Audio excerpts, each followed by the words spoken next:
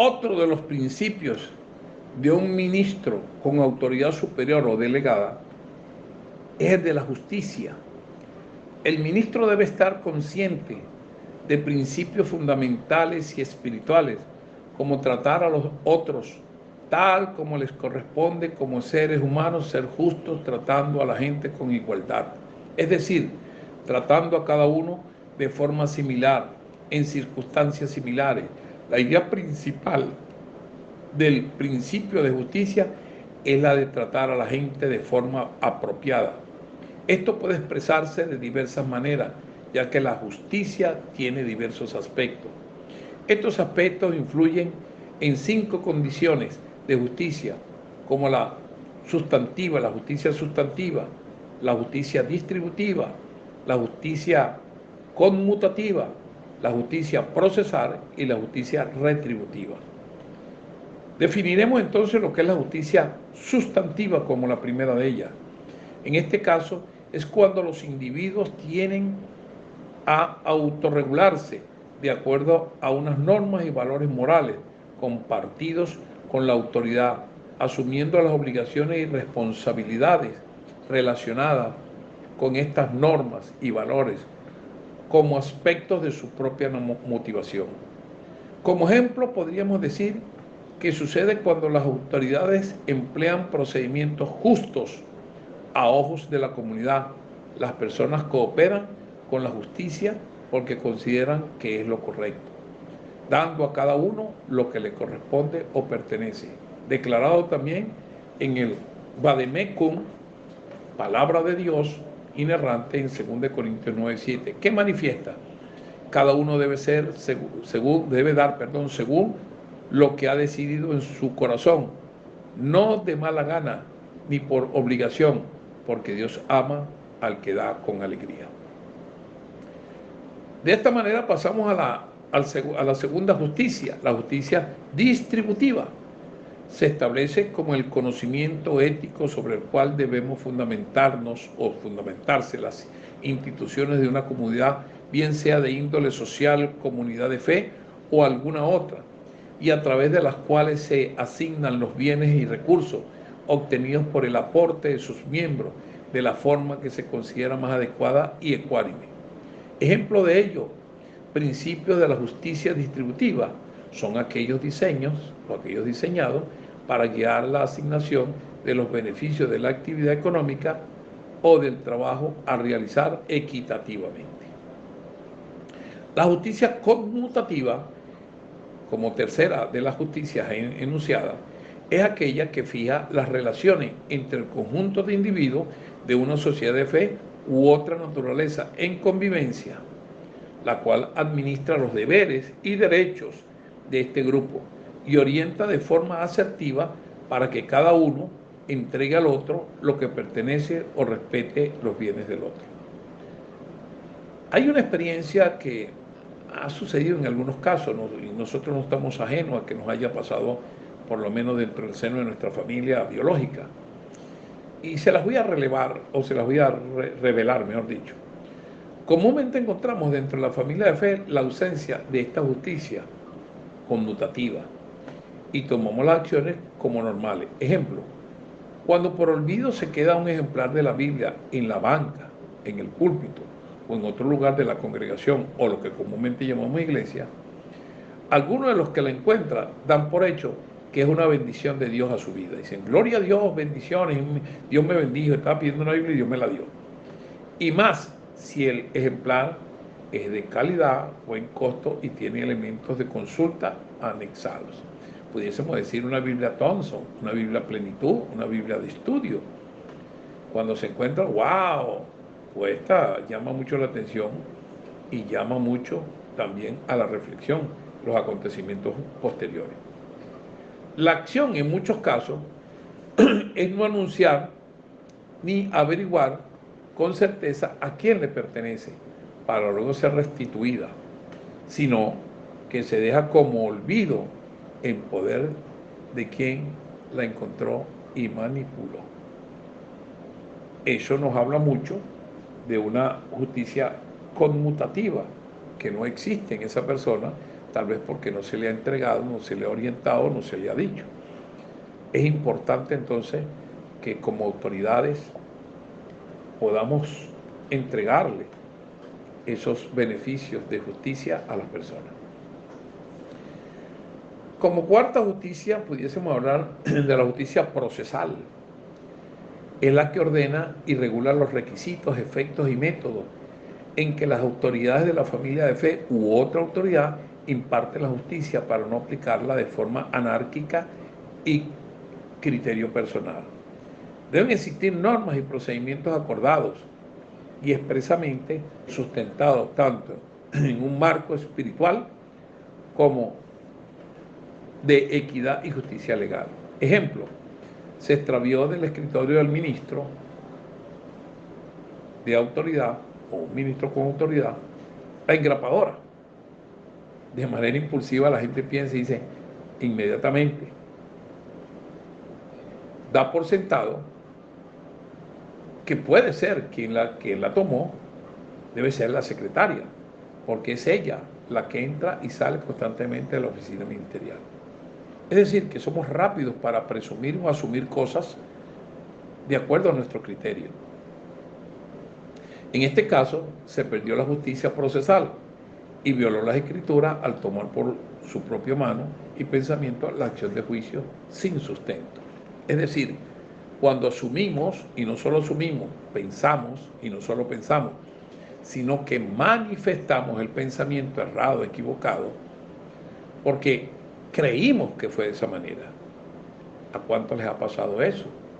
Y sigue pasando dentro de la comunidad de fe. Y eso hay que educar a las personas y darle una justicia procesal, que deben procesar bien todas las cosas. Pablo dijo cuando escribió, Lucas fue quien dijo cuando escribió, ¿verdad? Que primero había investigado, había estado seguro, conocía y había escudriñado antes de proferir palabras. Hoy en el pueblo de Dios o el pueblo de fe, muchos se aventuran a hablar de estas cosas sin tener fundamentos. Eso es pecado, eso es rebelión, como habla la Escritura. Y se sale fuera del parámetro de autoridad en el cual tal vez se le ha indicado y se le ha orientado.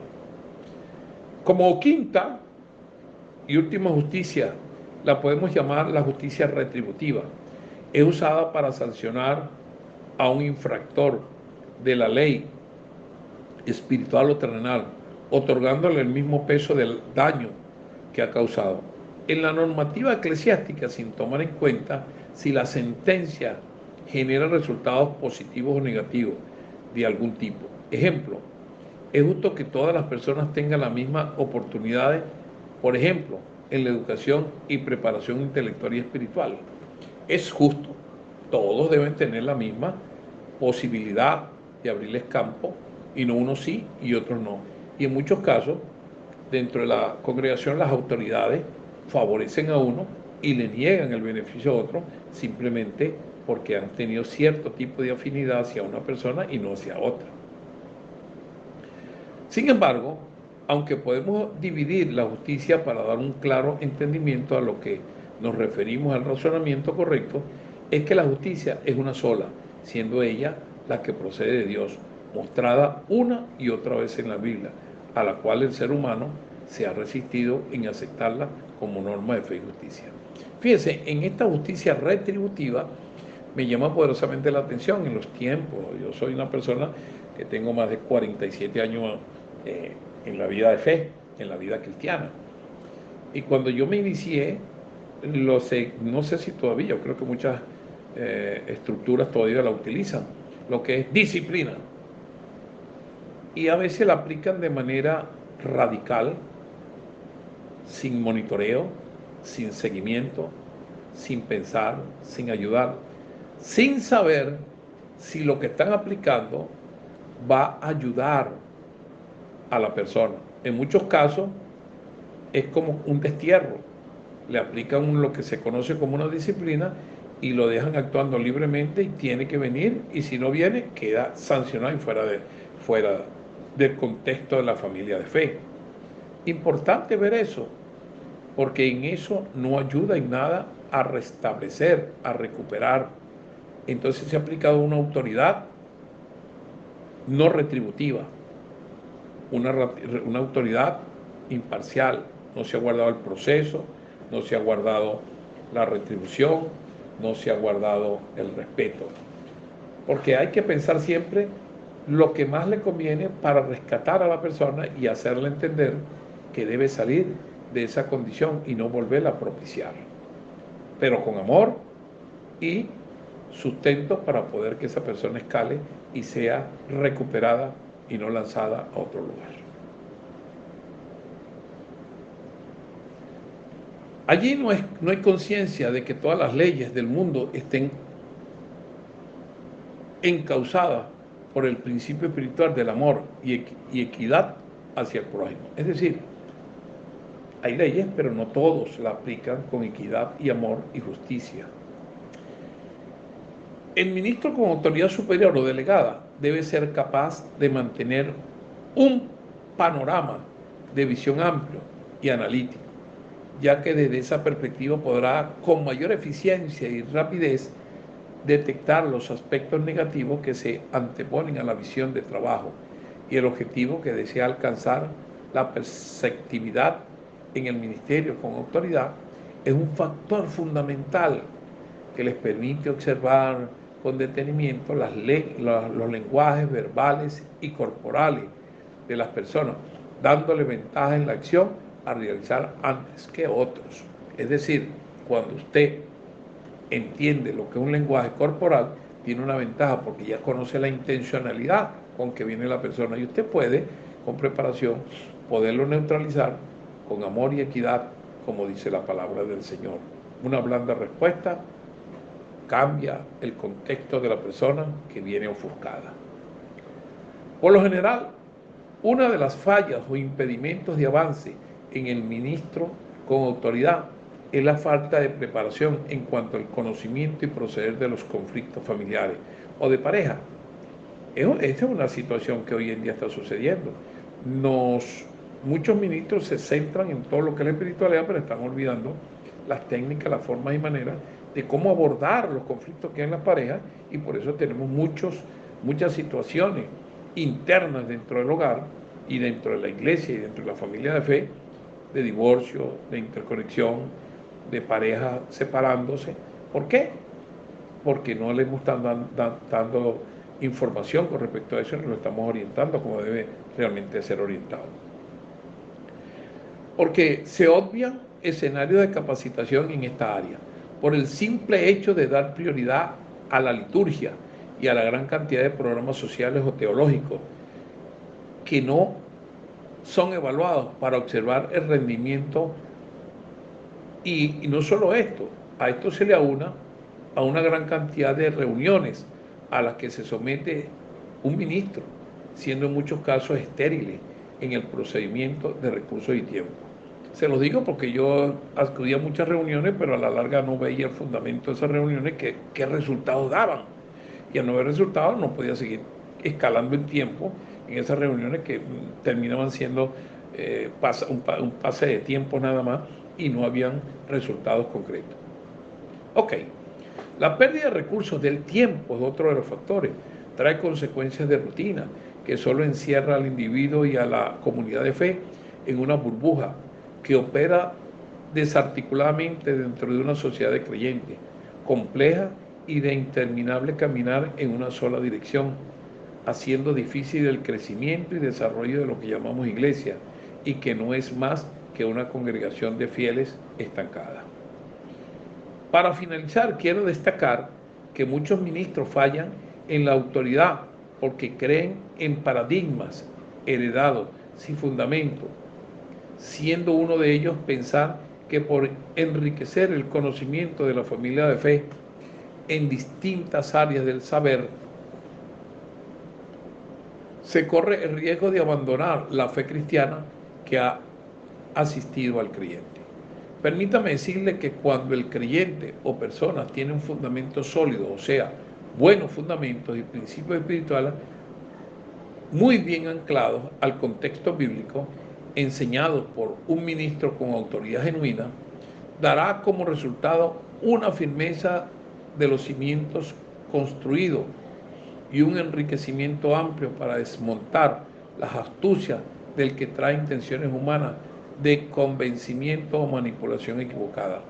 Recordemos a nuestro hermano Oseas cuando dice Oseas 4:6 al señalar que el pueblo perece por falta de conocimiento. No habla de revelación, ni oración, ni de ayuno, sino de conocimiento. Por otro lado, el ministro con autoridad superior o delegada no debe permitir solo la unidireccionalidad y encauzar al creyente en una sola área del conocimiento o encerrarlo en una sola idea, porque esto deja y vislumbra la poca fuerza de autoridad, pasión y empeño que él mismo como mentor puede entregarle al discípulo en el tiempo de preparación, capacitación y conocimiento, y coloca a la persona en un terreno vulnerable e indefenso ante una sociedad que cada día empuja más y más. Importante es saber que la persona es buen maestro o buen mentor cuando el discípulo lo aventaja. Eso debe ser de gran bendición. Sin embargo, muchos no lo consideran así, creen que ellos deben ser siempre los que están por encima sin dejar crecer a los demás. Eso es egoísmo. Hoy es un tabú enseñar educación sexual en las congregaciones de fe y dejamos a la deriva a los niños y adolescentes, más aún el propio adulto sin orientación, en manos de los amigos, redes sociales, centros educativos, compañeros de labores o vecinos, que los conducen bajo engaño, manipulación, retos o falsa amistad a enseñanzas desviadas de este proceder, logrando en muchos casos frustrar la buena voluntad y la poca o ninguna capacitación sana y espiritual impartida. A esto surge una pregunta reflexiva. ¿No sería de la mayor ventaja educar en esta área, como en muchas otras, a la generación actual y la de relevo, con principios sólidos y correctos, para que llegando el momento de enfrentar estas disposiciones o distorsiones, estén preparados para rendir defensa sana, espiritual y con principios que deben laborar ante la depravación a la que cada día intenta esta sociedad someternos? El ministro con autoridad superior y delegada debe ser el primer factor de impulso para aquellos que encuentran bajo la tutela, abriéndoles el camino, animándolos a no desmayar y considerando los casos a ser sustentados parcial o total en las áreas financieras, psicológicas, conductuales y otras, con el fin de formar al discípulo de una manera integral, capacitando a hacer frente a cualquier escenario que pueda sobrevenir a su vida o ser coadyuvante en la vida de otro. Bien muestra la Biblia palabras inerrantes de Dios. Sino santificad a Dios en el Señor en vuestros corazones y está siempre preparados para presentar defensa con mansedumbre y reverencia ante todo el que os demande razón de la esperanza que hay en vosotros. Eso lo revela Pedro, capítulo 3, verso 15. Es decir, que debemos estar preparados para enfrentar cualquier acechanza, cualquier situación o idea que venga del exterior, poder nosotros tener elementos de poder frenarlo y indicar lo que es lo correcto. El principio de utilidad pone en énfasis en las consecuencias de la acción de allí, que el ministro tendrá que elegir entre dos acciones moralmente permisibles. La primera, elige aquella que tiene mejor resultado para más gente, preparándose y siendo su actuación la intención de alcanzar a la gente con entendimiento, lo cual resultaría siempre como el mayor de los beneficios para el mayor número de personas involucradas. O, como segunda opción, o simplemente toma la acción de cruzar los brazos y mantenerse en una rutina semana tras semana sin producir cambios significativos más que el de la acción individual, donde se goza y trabaja bajo la rutina sin desarrollo ni crecimiento. Esto hay que evaluarlo. Hay dos opciones. ¿Cuál de las dos es mejor y qué está sucediendo bajo la evaluación de lo que se viene haciendo?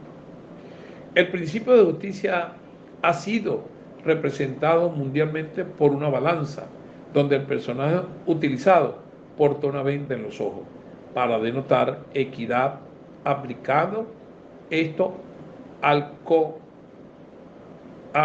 un ministro de fe y a un ministro de autoridad.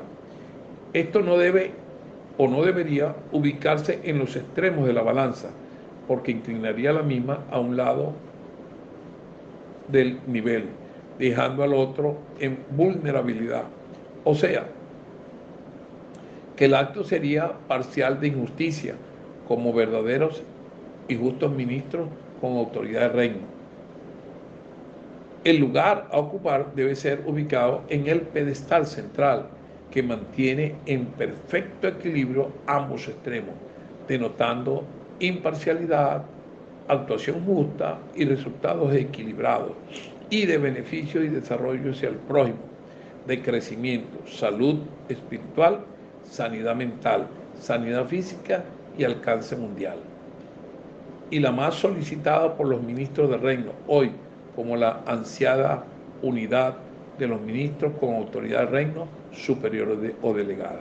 O sea, si usted se ubica en esa balanza, que es el símbolo de la justicia, y se ubica en uno de los platos, encontramos que la balanza se inclina hacia ese plato. Entonces usted está siendo justo de ese lugar, pero está siendo injusto del otro lugar. Si se aplica en el otro plato, pasa la misma acción. Entonces debemos identificar que la mejor justicia de un ministro con autoridad superior o delegada debe ubicarse en el centro para mantener los dos platos en equilibrio. De esa manera, entonces sí ministra justicia en los 5 aspectos señalados. Habló para ustedes el magíster Omar Aguilar, pastor, terapeuta de familia, escritor y educador. Hasta la próxima. Bendiciones.